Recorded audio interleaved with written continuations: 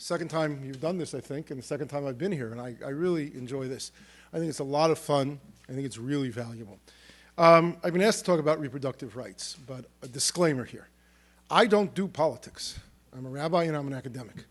What I do, so I'm not going to endorse a candidate. What I do is try to look for the eternal Jewish values that then manifest themselves in the public policy debates that we have today. And abortion is a very old issue in Jewish law. You have reference to at least miscarriage in the Bible, and you have specific reference to abortion in the Mishnah, a document that was completed about the year 200 CE. And I'm going to try to talk about the Jewish view of this. If that pushes you in the direction of one side of the political aisle or the other, so be it. But as I say, it's not my agenda. If you really want to talk about what my agenda is, and let me define a little here. Reproductive rights are not just abortion. They have to do with birth control, have to do with fertility management, they have to do with cloning, and they have to do with stem cells. In the very brief Q&A, if you want to ask about that, I'm glad to do it. But I have a bit of a hobby horse here. The nice lady from Neral who went before me really set this up. It troubles me a lot that in the Jewish community, you find almost no one who argues for the eternal traditional values of Judaism when it comes to abortion. Some 93%, as she said, are pro-choice. That is not a Jewish position. Some 7%, although they'll say, well, we're not really pro-life, but they'll give in amicus briefs and things like that whenever this case comes up, are pro-life. And Judaism isn't pro-life in the way that we mean that term. To get to what Judaism does say, I need to start with a little bit of a paradigm shift. The conversations about abortion tend to be in slogans. Pro-choice, pro-life, reproductive rights. If you're going to take a complex issue and boil it down to two words, you probably have not done a good job. But one thing that's clear, a lot of those phrases and a lot of the conversation is about rights. Judaism is not a rights-based religion, at least traditionally. It's a responsibility-based religion. And it makes, although they're similar, it makes a big difference. Because if your conversation is about responsibility to life, responsible choice, responsibility to the fetus, responsibility to the mother, you're in a different universe, at least a little bit, when you're having these kinds of conversations. I'll also say one other thing, and then I'll get into the substance of what Judaism has to say. I don't believe that the debate about abortion in this country is about abortion anymore. It's a symbol. It's a debate between liberals and conservatives, secularists and religionists, people with a particular political agenda on this side, people with a different political agenda on the other side. It's become a symbol. And as the country has polarized more and more, it becomes harder to find someone running for occupying a high office on the left who is in any way, I'll use the slogan even though I don't like it, pro-life. Similarly, you can't find anybody on the right who is in any way pro-choice. And again, I don't like the slogan. And I think that's a shame, because it's a serious enough issue that needs a serious debate and a serious discussion, that it's too bad that it's all about slogans and all about litmus tests and all the rest. So where does Judaism come out on all of this, and what do we do? There is a classic source that all conversations go back to. I mentioned the Mishnah before, text from about the year 200 CE. And here's what the text says, and this already colors the conversation. Here's the text. If a woman is in hard labor, we cut up her fetus inside her and remove it one piece at a time. Now, you can't be radically pro-choice, radically pro-life, if that's where you start from. Because the text not only allows, but actually requires an abortion. That comes with a caveat. No one, God forbid, is suggesting you hold the woman down and force an abortion. But it means that if you have a woman who matches the criteria of what the Mishnah says, that you would advise her very strongly. Your tradition says you are to have an abortion in this case. It's also not radically pro-choice, because the Mishnah does not say that under any circumstances when a woman might want to have an abortion, she can go ahead and do so. In fact, what it says is heavily ambiguous. A woman in hard travail can have an abortion. What the heck does hard travail mean? And that's where the rest of the story lies. I will just tell you that the fact that Jews, traditional Jews, see an obligation to have an abortion, that that's the right medical procedure, has a footnote in American legal history that's very interesting. Because of the time frame, I'll take just a minute on this. We have no religious freedoms on the federal level in this country to speak of. Most Jews think we do. But because of a case known as the Smith case or the peyote case or the Oregon case, we don't. It was a case of Native Americans who were using peyote in religious ritual. And they were arrested. And the assumption was, based on the old rules, that the Supreme Court would decide the case on whether there was enough of a compelling government interest to allow them to stop these Native Americans. It's not what the court did. The court basically said as long as the law is written in a non-discriminatory fashion, without discriminatory intent, any law is legal. So it doesn't matter what's passed. It's fine if there's a law that says, no use of drugs under any circumstances, then that's fine. The religious community tried to create a coalition to get this changed. It was something called the Religious Freedom Restoration Act, or RFRA. The Catholic Church refused to sign on for a long time. Why? Because they said there's going to be some religious group out there that will be saying we have a religious right to an abortion because our religion says you must have an abortion. So they were challenged. They said, you can't just say that. You have to have some teaching that says that. Well, there was only one group that they could find that actually has a position that says under some circumstances you must have an abortion. That was us, traditional Jews, because of the text that I just cited.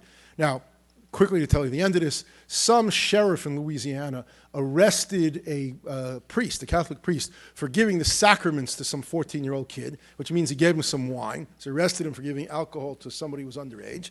The district attorney didn't prosecute it, but the church was so scared by this that they joined on to the Religious Freedom Restoration Act, and it passed, and everybody's happy until the Supreme Court overturned the Religious Freedom Restoration Act. So we're back to where we were, but that's a different conversation. In any case, so here we are, starting with that text. And the question is, so when can you have an abortion? And here you have two different schools of thought, and Jewish law lies someplace in between. The school of Maimonides, one of the most dominant figures in Jewish law, in Jewish legal history, 12th century, says the reason you can terminate a fetus in that context is because the fetus is pursuing the mother. It's like I'm chasing you down the street with a gun. I'm fully a human being and normally protected, but I've lost my protection because I'm chasing you down the street, then somebody can kill me. Fetus is chasing the mother, you terminate the fetus. Rashi, equally important, equal famous, from some 50 years earlier, Rashi says, nope, the reason you can terminate the fetus is because the significant life interests of the mother is more important than the life interest of the fetus. Now, there's a big difference between that. Let me give you the case in the middle. You have a woman who is pregnant and gets cancer. If you give her chemotherapy, you will terminate the fetus. Now, can you do that? Well, according to Maimonides, who says you can only terminate fetuses if they're threatening the mother, the fetus is not threatening the mother. It's cancer it's doing. According to Rashi, who says that it's the life interest of the mother that takes precedence, clearly her life interest takes precedence, give her the chemotherapy. What do you do in a case like that? That really shows up. The answer is that's the choice case in Judaism. You explain the options, you explain the life possibilities, you explain what her choices are, and then that becomes the choice case because it falls between these two people.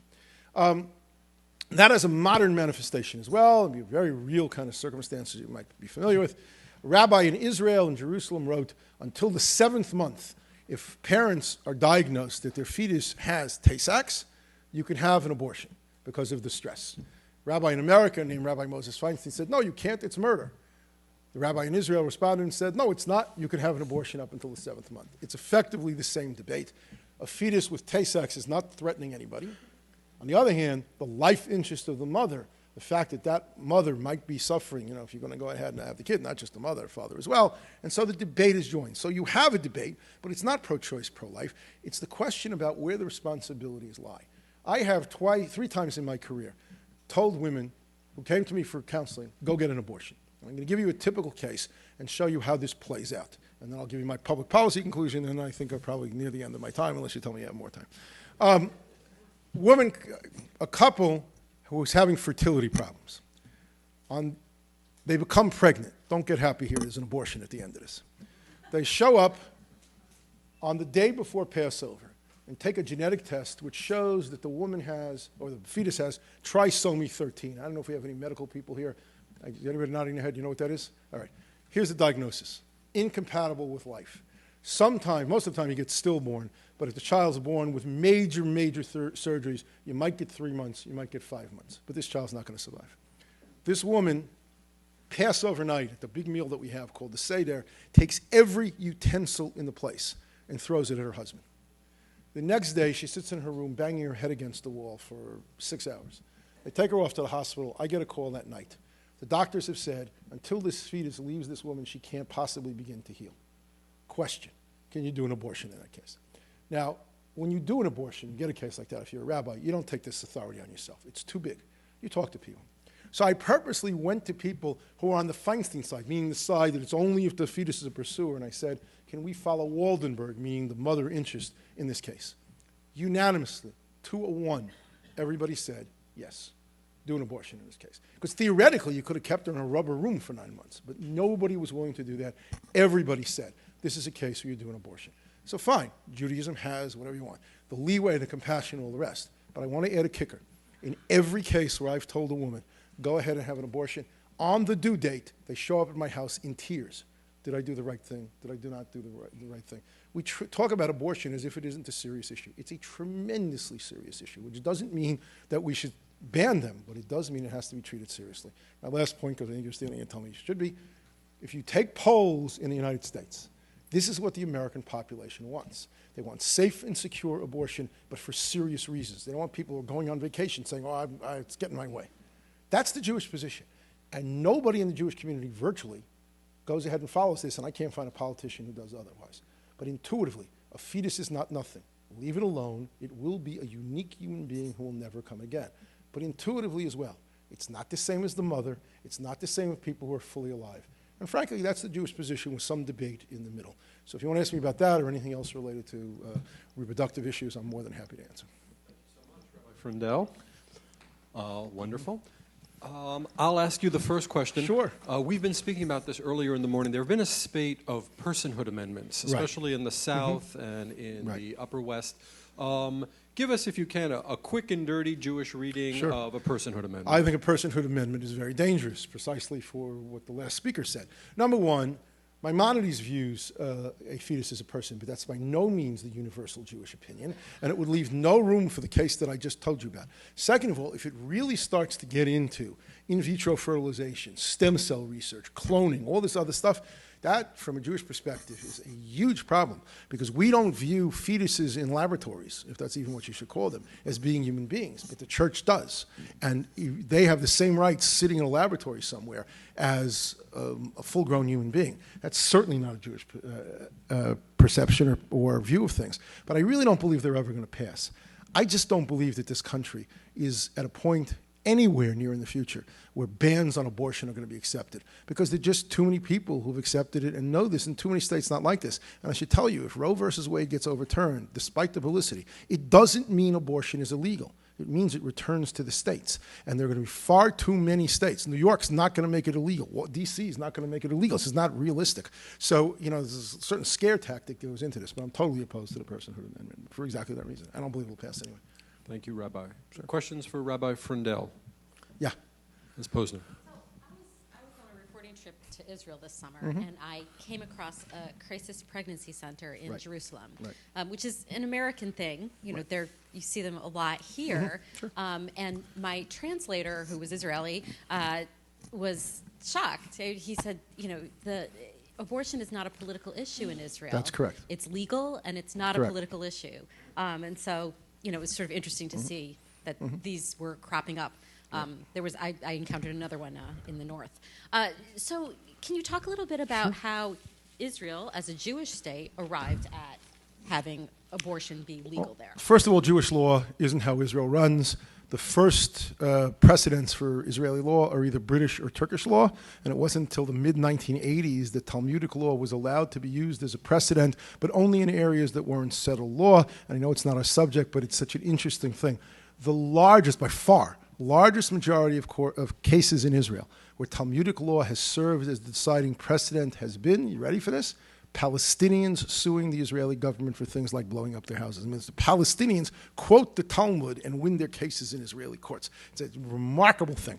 Why doesn't it become such an issue in Israel? Because if you start your conversation with a tradition that says, if a woman is in hard travail, and debate what it means, that she not only can, but we're telling her to get an abortion, you never get to the energy level that you get in this country. If that were where we started the conversation here, that wouldn't be the symbol between the two sides. So, yeah, it doesn't surprise me, Howard. The concern in Israel is actually the other way, which is that the numbers, the percentage of abortions is so high, and the question is what are the reasons that people are doing it. But even the most right-wing elements in Israel who are Jewish would require an abortion in all the cases that people talk about. again, when we say rape, we don't really mean rape. We mean the psychological sequela that happens to a woman who has to confront the fact that she's carrying this child. Why do I say that? Because if a woman, maybe there's no such woman, said, something good came out of this, I want to keep the child, you're not going to ask her to have an abortion. But if you have a woman who's got post-traumatic stress disorder and is going crazy, like my woman, banging her head against the wall, because how can I carry this awful thing? Jewish law would say, go get the abortion. So it sucks the energy out of the whole conversation. The conversation now becomes, how do we educate people that there's got to be at least a serious reason before you terminate this thing? And that's what's going on in Israel. It's so terrible to constrain these great speakers in such a tight frame, but we do have time for one more quick question for Kavod Harav. Anyone? Yeah, it means I did a great job or a terrible job. One or the other. Okay. Your long-term, just looking at the Jewish community, do you see any needle moving in any direction on pro-choice, pro-life? I don't, and it's interesting because I've been on panels on this with Reform rabbis who stand up and say, we need to educate because they take the same position, and then public policy want it to be pro-choice, which I don't agree with because I think we should stand up for our principles. And then they talk about we need to educate. I'd like to see the education program. I have never seen it. If we had one, I think it would change the needle. Because again, the truth of the matter is, this will be a human being, whatever you think it is today. It has some value. That doesn't mean, as I said, that we are radically pro-life. But you really are terminating something that will be unique and never come again. And I think that's important, and I think we should educate that that's important. Again, safe, secure, affordable, available. When it's serious, I absolutely believe it. But not for any reason that you want. Okay. Rabbi Freundel, thank you so much.